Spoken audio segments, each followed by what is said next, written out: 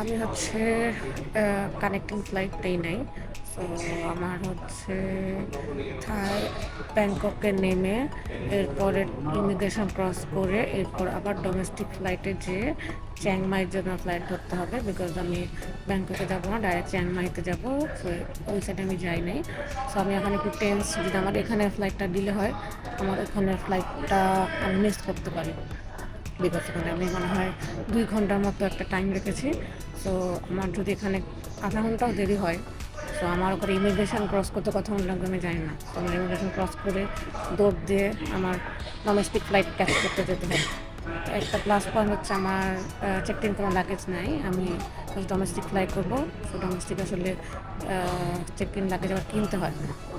তো আমি হচ্ছে 7 কেজি এমনিতেও হ্যান্ড ক্যারি পাই, কিন্তু আপনার থাই এয়ার এশিয়ার সিস্টেম হচ্ছে আপনার ব্যাকপ্যাক প্লাস হচ্ছে হ্যান্ড লাগেজ, এই দুটা প্লাস করে হচ্ছে আপনার 7 কেজি হতে হবে।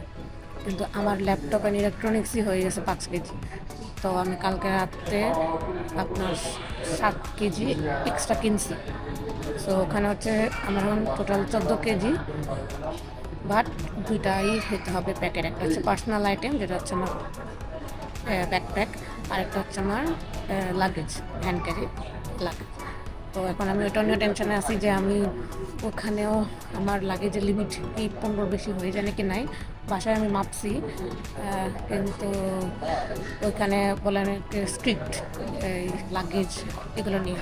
তো আমার হচ্ছে বোর্ডিংও আমি নিয়ে নিছি।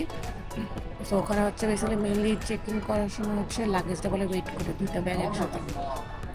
তো এগুলো আমি আসলে অনলাইনে রিসার্চ করে যেয়ে দেখলাম। সো আসলেই কি এগুলো হয় নাকি, তাহলে আমি হইলে আমি আবার একটা আপডেট দিব। কিন্তু আমি এখন টেন্স হচ্ছে আমি ওখানে যে প্লেনটা ধরতে পারবো নাকি। তো আমি যখন এখানে ইউএস বাংলার সিটের জন্য বুকিং দিচ্ছিলাম, তখন আমি বলেছিলাম যে আমাকে একদম সামনের সিটটা দিতে, সো দ্যাট আমি প্লেনটা থামলেই নেমে দৌড় দিয়ে ইমিগ্রেশনের সবার ফার্স্টে দাঁড়ায় যেতে পারি, ইমিগ্রেশন ক্রস করে আমি যেন দৌড় দিতে পারি আমার ফ্লাইটের জন্য। তো লেটস সি আমার ওই ফ্লাইটটা আমি ধরতে পারি নাকি না।